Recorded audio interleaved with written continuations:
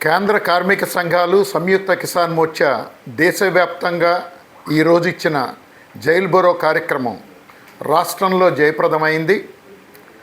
రాష్ట్రంలో 100కి పైగా కేంద్రాలలో పెద్ద ఎత్తున జైల్ బరో కార్యక్రమంలో కార్మికులు, రైతాంగం, వ్యవసాయ కార్మికులు పాల్గొన్నారు.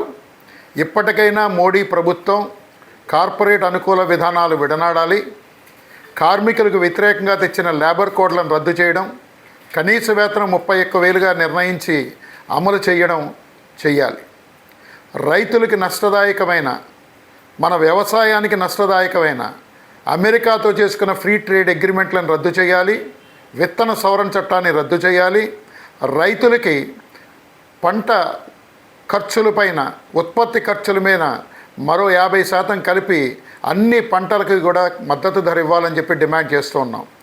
కౌలు రైతులకి గుర్తింపు కార్డులు ఇవ్వాలి, పంట రుణాలు ఇవ్వాలి. ఇవాళ గ్రామ్జీ పథకం పేరిట ఉపాధి హామీ పథకానికి తూట్లు పొడుస్తూ కేంద్రం చట్టాన్ని మార్చింది. ఆ సవరణని రద్దు చేయాలి.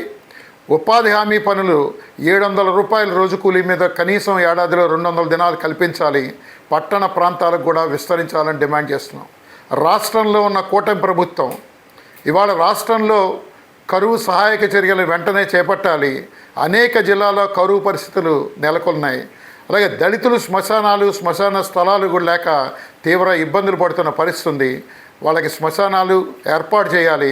అవసరమైతే స్థలాలు కొనైనా శ్మశానాలకు కేటాయించాలని చెప్పి కేంద్ర కార్మిక సంఘాలు సంయుక్త కిసాన్ మోర్చాల ఐక్య వేదిక డిమాండ్ చేస్తోంది.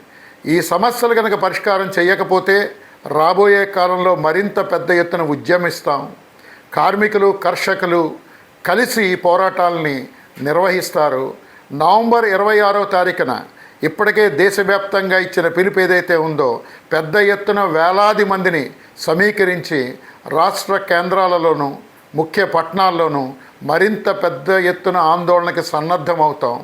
చలో ఢిల్లీ కార్యక్రమాన్ని కూడా నిర్వహిస్తామని చెప్పి ఈ ప్రభుత్వాలకు హెచ్చరిక చేస్తూ ఉన్నాం. ఏవి నాగేశ్వరరావు, CITU రాష్ట్ర ప్రధాన కార్యదర్శి.